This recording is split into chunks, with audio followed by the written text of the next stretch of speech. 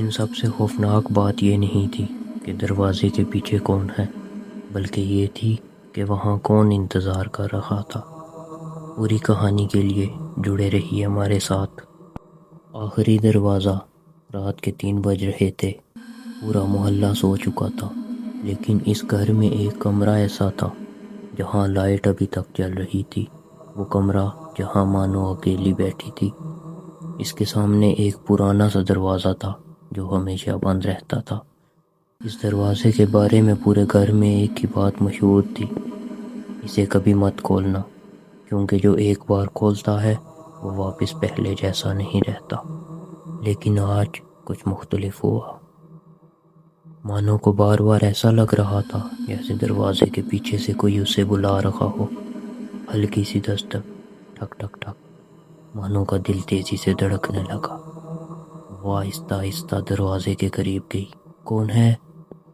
چند لمحوں کی خاموشی، پھر ایک دھیمی سی آواز آئی: مانو، دروازہ کھولو، میں تمہارا انتظار کر رہا ہوں۔ مانو کے ہاتھ کانپنے لگے۔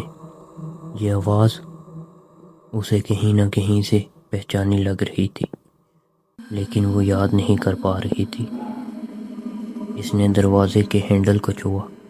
ٹھنڈی برفیلی سردی، جیسے دروازے کے پیچھے زندگی نہیں، کچھ اور ہو۔ اچانک اس کے موبائل پر ایک نوٹیفیکیشن آیا: دروازہ مت کھولنا۔ مانو چونک گئی۔ کون ہو تم؟ اس نے فوراً ٹائپ کیا۔ رپلائی آیا: میں تم ہوں، مستقبل سے۔ اگر تم نے دروازہ کھولا تو سب ختم ہو جائے گا۔ مانو کے ماتھے پر پسینہ آ گیا۔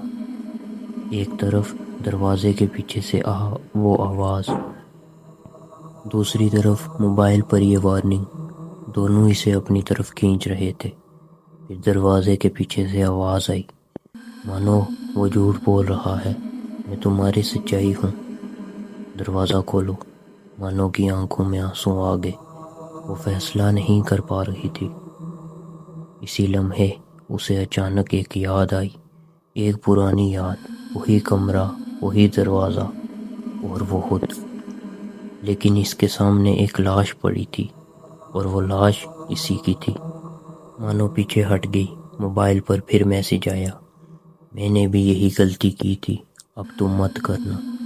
مانو نے زور سے آنکھیں بند کی اور دروازے سے دور ہٹ گئی۔ اچانک دستک بند ہو گئی، آواز خاموش ہو گئی، کمرہ بالکل سنسان ہو گیا۔ مانو نے آہستہ سے آنکھیں کھولی۔ سب کچھ نارمل لگ رہا تھا۔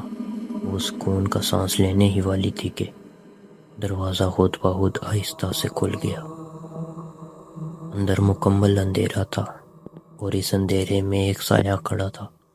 وہی چہرہ، وہی آنکھیں، مانو خود، لیکن اس بار وہ مسکرا رہی تھی، ایک خوفناک مسکراہٹ۔ اور اس نے آہستہ سے کہا: تم نے دروازہ نہیں کھولا، اس لیے میں خود آ گئی۔